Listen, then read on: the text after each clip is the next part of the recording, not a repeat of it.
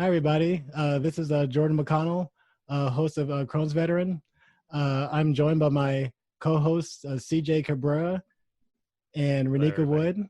Wood. Thank you guys for joining us. Today, we have a very special guest that I'm very grateful to have here. This man is the CEO of Sports One Marketing. He is a Forbes magazine motivational speaker. He's a host of Entrepreneurs the Playbook podcast. He's a man on a mission to make 1 billion people happy. One of my mentors, David Meltzer. How you doing today, sir? I'm amazing, man. Thank you for this opportunity. Really looking forward to talking with you guys. Awesome. Well, we are happy to have you here, and I'll get things started off with my first question for you. And so your values are are gratitude, empathy, effective communication, and accountability. And so I would like for you to explain what those values mean to you, and how folks with IBD and Crohn's disease can utilize those values to live better lives. Yeah, well, let's start with gratitude. So, regardless of what our challenges are, whether it's Crohn's or some other physical disability or challenge that we have, or mental, emotional, financial disability, gratitude's the most important thing, because gratitude gives us perspective. Gratitude allows us to find the light, the love, and the lesson in what is happening. And you three are living proof of that with how you're addressing Crohn's and utilizing it as an opportunity in order to grow. There's one lesson that I've learned in life, and that lesson is there's suck in everything. There's something that just sucks about no matter what job, no matter what happens in your life, no matter the big house or the big car or the new relationship, there's at least a little bit of suck. And so gratitude allows you to find that light, love, and lesson, to search and seek the superpower of every situation. The second one, as you suggested, is empathy or forgiveness. Forgiveness is a means. And when I say that, what I am trying to explain to people is forgiveness is a means to unwind the perceptions that are not aligned with what we want, what I call untruths. Mm-hmm. Right? So I use forgiveness to unwind the untruths in my relationships, in my circumstance. I use forgiveness to unwind the means to unwind the untruths about myself. And I utilize forgiveness in that manner. It gives me peace. It's the practice of quieting everything in my life to a peaceful state. The third one is so powerful. Most people today, especially, are people that suffer from Crohn's. They feel so much uncertainty. They feel so out of control. And so what accountability does, it is allows you to have complete control of your life, of your disease, of your physical, mental, emotional, spiritual, and financial well-being. Accountability is very simple in my mind. It's two questions. What did I do to attract this to my life? And what am I supposed to learn from it? What did I do to attract it to my life? What am I supposed to learn from it? Everything, pain itself is just an indicator. It's a turn signal. It's telling you, hey, buddy, move into a different direction, to a better place, a better situation, or I can make your situation better if you change your ways. And accountability allows me to do that, because pain is an indicator of mental, physical, spiritual, emotional, financial pain that I have a lesson to learn. Accountability allows me to not only learn the lesson, but to be in control of learning that lesson. And then finally, you talked about effective communication. Right. Effective communication is the practice of inspiration. And the reason I say that is there's effective communication. Most people see, I need to communicate effectively with everything I'm connected to, meaning people, places, and things. I need to motivate, convert, and inspire other people.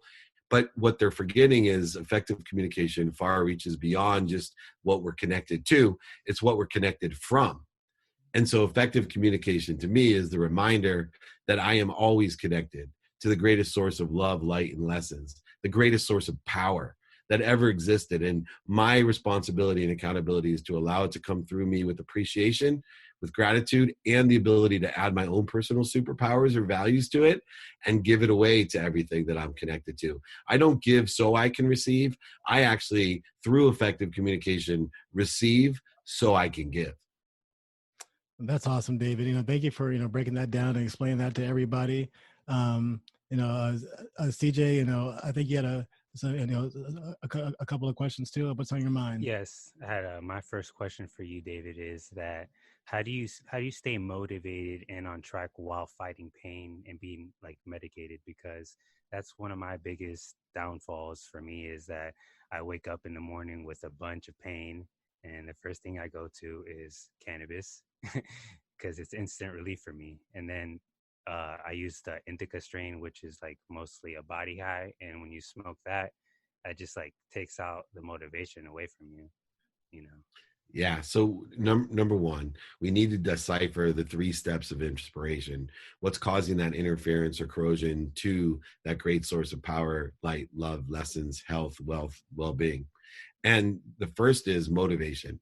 You have a procedure to motivate yourself, meaning to get up, to get back up, or get started, or to get restarted.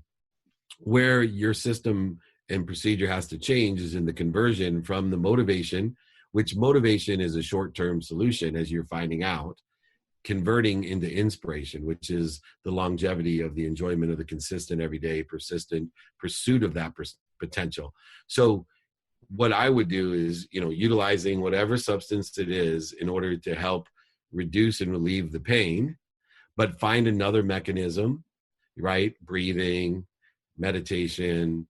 There's a variety of different things that yoga, there's different things that you could utilize that don't create that interference that you're explaining, that, take away from the inspiration. Because look, sounds like you get up and you get back up, you get started and you get restarted, but you're having difficulty converting that into an inspired well-being.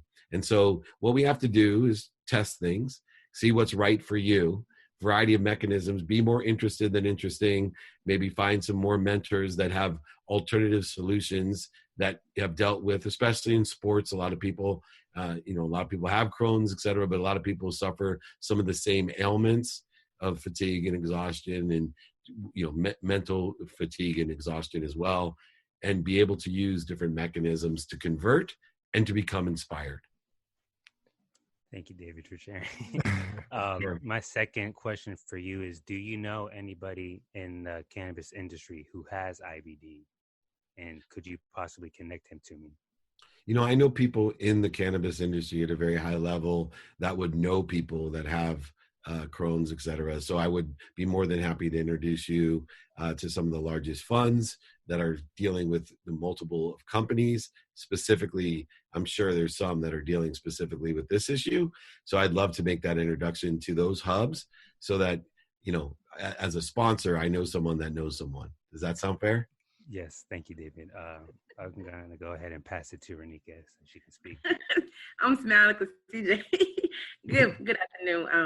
I guess my question is, I am a person that has Crohn's disease, and I also am a licensed addiction therapist as well. So I'm on both ends of the spectrum. However, my biggest challenge is trying to fulfill all of my desires and my passions without just focusing on one, because all of them are equally important to me. How can I keep the motivation of pursuing and mastering, fulfilling all of these different parts of my life? Because it's not just me. I have other things I like to do, but now I feel like I be torn between going this way and that way, and one part of my life tends to suffocate sometimes. So how do you keep the motivation? So there's 5 steps that I take in order to do that. The first is every day, take inventory of your own values. Right. So that's going to help give you that clarity, balance, and focus that you need. Your personal values for the day, your experiential values for the day, your giving values for the day, and your receiving values for the day. And you don't have to balance all those values. It doesn't have to be 25, 25, 25, 25%. It can be weighted heavily towards one of those things per day. You may want to have a day where you just want to help other people. You may want to have a day where you just want to be helped. You may have a day where you want to experience something and take the attention and intention. So the first thing is every single day, take inventory of your own values. Don't be afraid of being a hypocrite and changing your mind and growing and accelerating. Be your authentic self. Illuminate the fact that you're learning, that you don't know what you don't know, and you may find something better tomorrow and change your values. That's fine. The second thing I want you to do is, what CJ did. I call it ask and attract, right? Ask people how you could be of service or value, just like you three are asking others, how can you be of service or value if you have this disease? But two, ask, do you know anyone that can help me? You know, hey, Jordan, you know anyone that can help me? CJ, Renika, do you guys know anyone that could help me? I'm looking to empower over 1 billion people to be happy. If you guys could help teach them gratitude, empathy, accountability, effective communication, being and taking inventory of your values, and asking. The third thing beyond asking is what I call being a student of my calendar. I have a luck math. It's luck math. It's an equation of luck. And if you look at all the people that you may see that you're like, oh, they're so lucky, I'll tell you what the luck math is. It's an equation. What you pay attention to and what you give your intention to, what you think, say, do, believe, and even your quantum nature, your health, your characteristics, your personality traits, obsessions, and addictions. You take all that, aggregate it, thinking, saying, doing, believing, in your quantum memory into your attention, coincidences will occur. The coincidences you want. People will start saying you're lucky. So attention plus intention equal the coincidences you want. So study your calendar. If you study your calendar with that philosophy in mind, with a lens of productivity, how much value am I providing to others, a lens of accessibility, how accessible am I to others, and how am I accessing what I want? And of course, that lens of gratitude that we talked about earlier, finding the light, the love, and the lessons, and everything we have planned, everything we don't have planned, and sleep, you know, making sure we have an unwinding routine. The fourth thing I want you to do, when you feel chaotic and with so many balls in the air and so many intentions in the air, I have a philosophy called do it now. The difference between hyper actualizing people and those others are people that actualize what they want. They get stuff done. 100% of the things that you get done now get done. Can't have any better statistic than that. So ask yourself, can I do it now? If you could do it now, do it. If not, put it in your calendar for tomorrow. Prioritize it by what's most important to you according to your values of that day, and get it done tomorrow. Then finally, most importantly, this is for everybody out there, practice ending fear. You know, fear, there's a 4-step process to practicing ending fear. First is identify what you're afraid of, what ego-based consciousness, for me, you know, varies from the need to be right to the need to be offended, the need to be separate, the need to be inferior and superior, the need to be angry, upset, anxious, worried, frustrated, resentful, guilty. All of these needs of the ego, I practice identifying when I'm feeling that way. The second step is to stop, which is what I call the ferocious part of being a Buddha. Ferocious Buddhists stop when they're accelerating in the wrong direction, when they're moving into ego-based consciousness. They're not making things worse by creating void, shortages, and obstacles, interference to what they want. And then drop. Be a Buddha. Breathe. Ask yourself, why am I so afraid of that? Why am I so angry, worried, resentful, offended, separate, inferior, superior, whatever it may be? Why? And breathe. And then when we get to neutral, now we roll the last step in the right trajectory. We then align with our values, personal, experiential, giving and receiving values. We align with those and move in the right direction. And if you do those 5 things, take inventory of your values, not afraid of being a hypocrite. Ask and attract how you can be of service, and if anybody else can help you. Be a student in your calendar with the lens of productivity, accessibility, and gratitude. Attention plus intention equals the coincidences you want. It's the luck math. 4, do it now. 100% of the things you do now get done. And 5, practice ending fear by identifying and then being a ferocious Buddha by stop, drop, and roll. I promise you, everything that you want will come to you rapidly and accurately. Wow. That's awesome. Wow. Thank you. Yeah, thank you. Yeah, thank you very much for all that, David. You know, I have a couple of questions myself. You know, and Good. so, one of them, you know, I guess, is more focused on this, you know, Crohn's veteran itself. You know, this business that, you know, I'm, you know, building, you know, to try to, you know, in a similar vein to sports fund marketing. You know, the helping people, having fun, you know, making money, all these things. And so, you know, in that vein, do you know anybody, you know, in your professional or personal life, you know, with, you know, IBD, you know, that would be willing to, you know, come on our show and share their story? You know, you don't necessarily answer that now, but, you know, just, you know, but that would mean a lot to me. You know, it mean a lot to my, you know, co-hosts here, to, you know, because the idea is to, you know, build this into, you know, a global movement, you know, touch people all over the world with IBD, and, you know, and this kind of relationship capital thing, you know, to be, you know, being able to, like leverage relationships, to meet cool people. I would be honored if you could do that for me, and is that something that you'd be interested in? Absolutely here to be of service, and I know several people that I could get on your show to help educate, enhance, and elevate others. Awesome, awesome. And also, and speaking of that, I've of course enjoyed being your ambassador.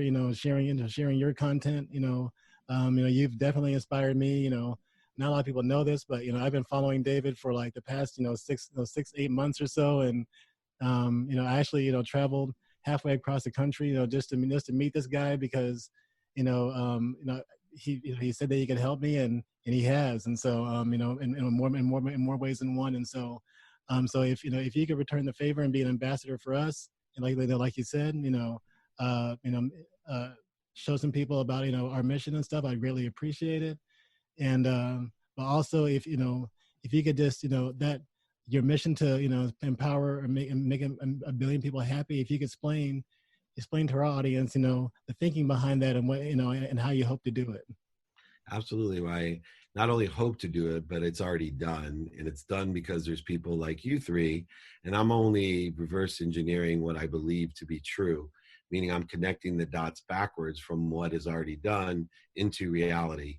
And when I say that, all I need to do is find 1,000 people like you, like CJ and Jordan and I'm sorry, Renika. So all three of you, and if I can get you and teach you these values that we talked about, these tools that we're given, this empowering perspective and mindset, health set, heart set, what we think, say, do, and believe. If I can empower just 1,000 people in my lifetime that are capable like you three to empower another 1,000 people, to empower another 1,000 people, 1,000 times 1,000 is a million times 1,000 is a billion. If I can create a collective consciousness of happiness of over 1 billion people, that's 1/8 of the earth that is happy. Happiness is a wonderful thing. It's spread simply by witnessing it. It strengthens you mentally, physically, emotionally, and it even strengthens your immune system. So I believe happiness can cure Crohn's disease as well. So happiness is crucial to what I do. It's one of the most powerful things on earth and so viral in nature. It will strengthen you in all types of different ways. So I appreciate all three of you. And of course, I'll promote and enhance and be an ambassador for you because Thank you very much. are part of my mission. I appreciate the time. Thank you so much for having me on your show. Thank you. You're very welcome, David, and good health to you, sir, and have a great rest of your day. Thank May you. all be happy, healthy, appreciative, and full of love. Thank you so much. All right, thank you. Have a great day. Bye, David. Bye. All right. I'm going to go ahead and end the live stream here, gents. But if you